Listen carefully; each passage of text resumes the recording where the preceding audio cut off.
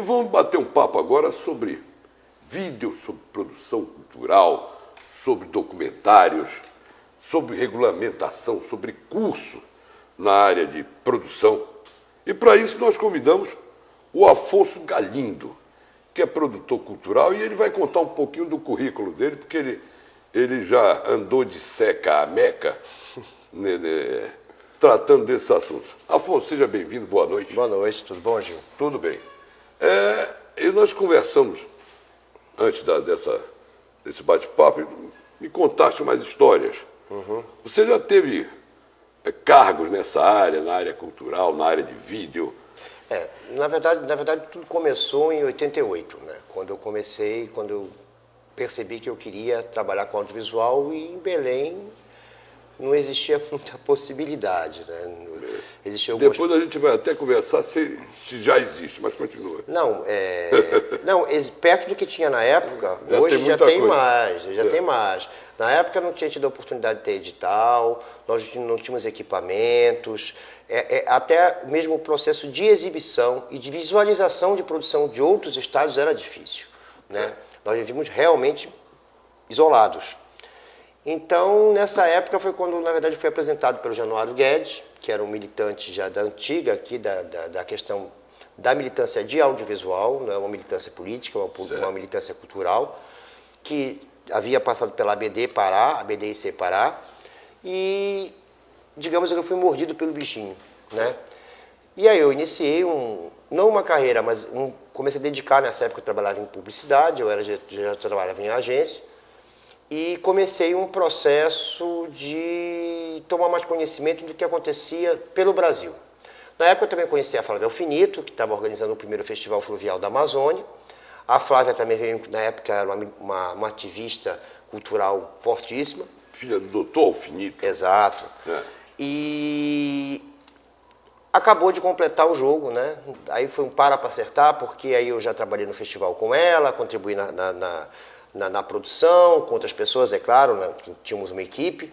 E aí ela mesma, na verdade, na época, viabilizou a primeira reunião do resgate da entidade.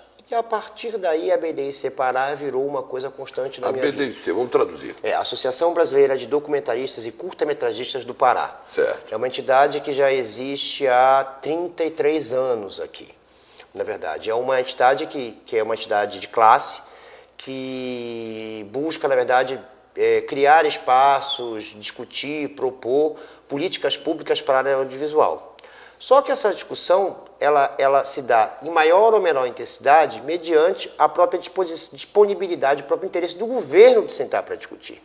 Tem que haver sensibilidade, Exato. Vontade política. Exato. Senão, não adianta só a sociedade civil querer. Precisa existir também a necessidade e o interesse de abrir, de sentar, bem, vamos conversar, vamos ver o que a gente pode contribuir, até onde a gente pode trabalhar junto, inclusive. Então, na época, era uma época muito difícil, porque quando se falava de cinema, se falava do Nordeste para baixo. Aí, 2 anos antes, eu estava começando em televisão como primeiro produtor independente. Então, tu sabes melhor do que eu, inclusive, que era um período em que só se falava em produção de audiovisual do Nordeste para baixo. É verdade. Entendeu? Então, e tudo que a gente produzia aqui, todos os técnicos, todos os projetos eram projetos, continuam sendo, mas na época muito mais difíceis, porque era como tirar água de pedra. Então, o que acontece? Já se trabalhava com câmera, com VT, ou ainda se trabalhava em Super 8? Olha, algumas empresas já trabalhavam com Super 8 na verdade, mas o Beta já estava entrando muito no mercado, né? Que era uma tecnologia que, na verdade, esse tipo de tecnologia é muito indicada até mesmo pelas TVs. Certo. Porque, basicamente, como a produção da cidade na época era publicitária, o mercado se mantinha à base da produção publicitária, então era a TV que ditava o sistema. Certo. Então, já era beta, já tinha uma coisa do Betacam. E parece que o beta não sobreviveu porque, vamos dizer assim, o lançador não abriu a tecnologia. Exatamente. Aí entrou o Super VHS, Exatamente. Aí foi, na verdade, por causa da não abertura da tecnologia, deu espaço para a concorrência e veio, na verdade, o Super, veio o VHS, e aí começou a questão da evolução tecnológica, que hoje nós chegamos ao momento de que vamos ao cinema assistir um filme que é todo produzido, captado em vídeo. Agora eu vou aproveitar esse teu início para resgatar o VHS. O VHS foi a grande invenção. Foi onde tudo começou, foi com o VHS. Foi. Na verdade, o VHS ele foi uma espécie de resposta para o mercado, digamos, não comercial, para o mercado informal. Mas eu te confesso que mesmo assim, eu produzi muito programa de televisão em VHS. Sim, sim. E que os puristas se rebelavam contra. Porque, na verdade, o que sempre existe, e existe ainda hoje, né, que é inclusive até muito opressora, inclusive, é o sistema imposto. Né? Hoje, para eu fazer, para alguns, né, não é mais avaliado ou pensado ou enfocado somente a questão da linguagem, da questão da própria narrativa. É elemento de avaliação também o tipo de suporte que você capta na sua produção. A qualidade. Exato. Você não está trabalhando com uma D50, você não tem uma resolução boa. Eu, particularmente, sou da escola de que, sou da opinião de que você tem que produzir aquilo, precisa ter valor é o conteúdo. Entende? Não adianta ela ter uma imagem linda, maravilhosa, cheia de profundidade e não dizer nada. E vem aí a super definição, que é 20 vezes mais definido que o HD, né? O que acontece? Mas só que ninguém percebe, só se tiver uma parede de 60. Hoje pela manhã. Polegadas. Hoje pela manhã, por exemplo, eu tive a oportunidade de ser convidado por que eles chamam de cabine, né? Que a InVision, que é uma distribuidora de produtos de filmes de arte no país, organizou de um filme da Pina, do Wim Wenders, que é da Pina Wash, que eu fiquei impressionado, porque ele foi todo produzido com 3D. Então, tu assistes o filme com óculos 3D. E a sensação que te dá, quer dizer, te oportuniza de você perceber melhor a profundidade, de você estar na cena, porque você tem a sensação que você está na cena. É uma coisa impressionante. Mas o que você percebe ali? Você percebe um profissional que tem um domínio da técnica, um domínio da linguagem, e, na verdade, somente utiliza daquilo no momento em que ele julga necessário. Tá. O que ele prioriza, na verdade, é a narrativa, é o conteúdo. Entendeu? Diferente das produções comerciais, onde tu vê um bando de carro voando, vindo na tua direção, entendeu? E conteúdo é praticamente que o mocinho vence o bandido. Acabou. Eu vi uma super produção dessa área, o Tintim. As aventuras de Tintim. Sim. Certo? Que já aproveitando tudo em matéria de TD, de 3D e animação. Você sabe, Gil, que esse filme foi produzido com uma técnica que, por exemplo, as animações foram construídas a partir de movimentos reais. Isso era filmava o ser humano. Os atores, na verdade, interpretavam, os computadores analisavam e aplicavam uma malha em cima daquilo que seria animação. Certo, os atores foram convertidos em animação. Exatamente. Então, quer dizer, hoje em dia você tem, tecnologicamente falando, você tem acesso, né, quer dizer, os grandes centros de produção, como Hollywood, no caso, que hoje é um dos maiores produtores, estamos falando de um país que tem o terceiro PIB, né, e que centra, inclusive, na produção audiovisual. E que, de repente, o Oscar vai para o filme produzido na França, que é o artista, sim. O Cabret, que aventura em Paris. Sim, mas o que acontece? Existe exatamente uma discussão mundial da necessidade da abertura desse foco, entendeu? A academia, por ser americana e por, na verdade, estar contemplando, na verdade, buscando e premiando a produção de audiovisual, de cinema, no caso, no mundo, não pode somente focar na produção americana. Não, isso é uma questão de sobrevivência. Claro, se ela não parte para isso, ela morre. Mas durante muitos anos... Foi só americana. E eles ainda são muito bairristas. Porque, por exemplo, eu particularmente sou um apaixonado pela questão de...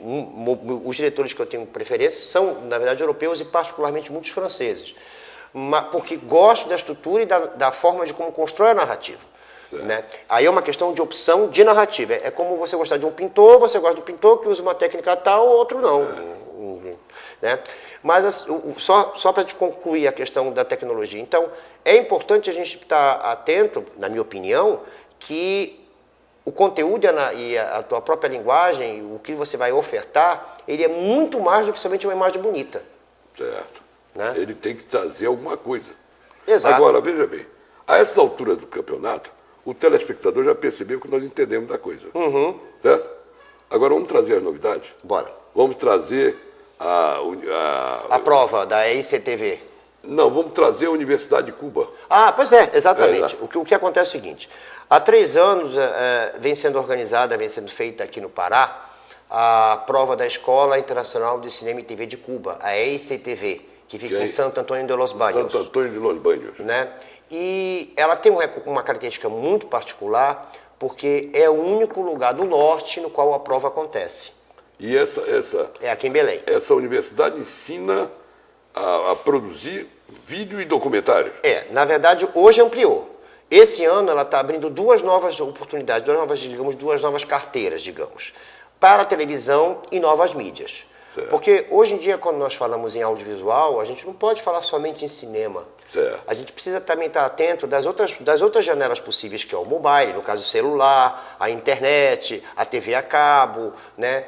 E de que forma existem muitas TVs privadas também de instituições, por exemplo, a Petrobras tem uma TV própria, né? Que funciona só dentro do seu circuito de trabalho, dentro das suas unidades. Aqui está se implantando. Aqui está se implantando. Na faculdade de Ipiranga, outra faculdade já tem. Exatamente. Então, quer dizer, cada dia mais as possibilidades se ampliam.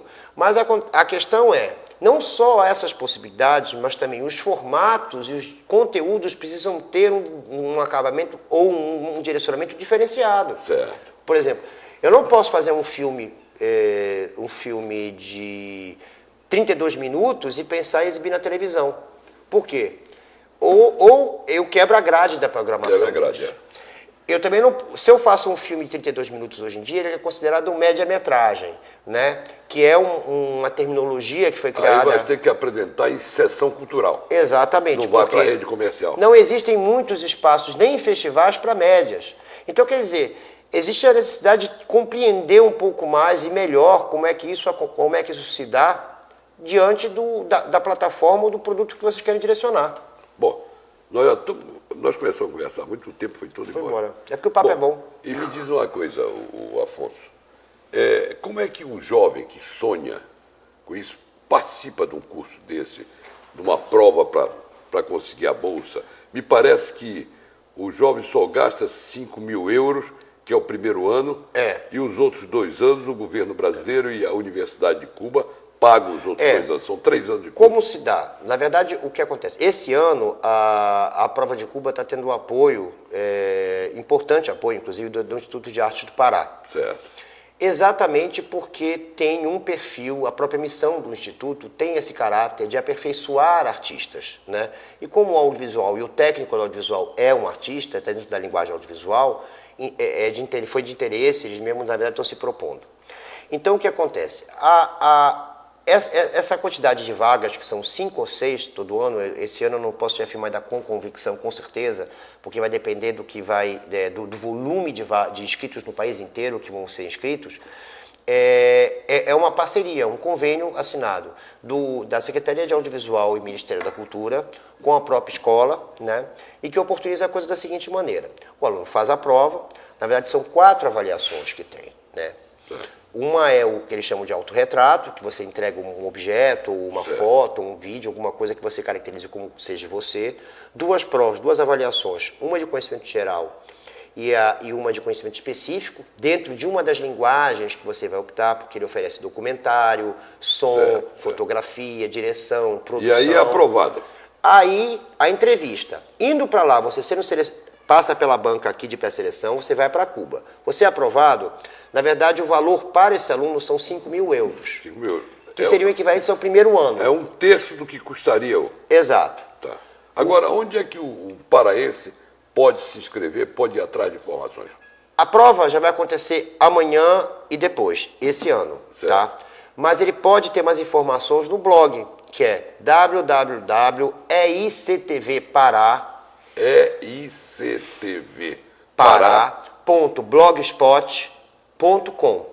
Certo. Lá, na verdade, tem toda a memória desses anos que as provas aconteceram aqui. E como se faz? Documentos, procedimentos. No nosso tempo, que tu és da área de documentário, nós não podemos ter os 2 minutos além, senão quebra a grade. Senão, adeus, né? Adeus. Eu queria te agradecer a participação. Você tem interesse em ser contactado por Sim, sim. Você quer dar seu número de telefone? Sim, pode entrar em contato comigo pelo 9143-5111. Basta, a gente só decora um. 9143-5111. Exato. Então, esse grava. Se puser 2, já não se grava mais. Já se perde. Já se perde. E o Charles, competentemente, já pôs no gerador de caractere e no rodapé do vídeo. Tá certinho, já, tá certinho. O número tá certo. Não, tá certo. Tá certo. Tá certo. Então, Um abraço, Afonso, uma obrigado. satisfação. Você aguarda que você encerra o bloco junto conosco. Tá ok. E é isso aí, meu caro telespectador. Lembrando que esse programa tem o patrocínio do Colégio Ipiranga há mais de 35 anos, transformando conhecimento em atitude. Sindicom, o Sindicato da Habitação, Óticas Bessa, quem cuida bem dos seus olhos em Belém, e Colares Imóveis de Escritório, o endereço do Bom Gosto Imóveis de Escritório, na gentil esquina de Benjamin Constant. Nós vamos a um breve intervalo comercial e voltamos.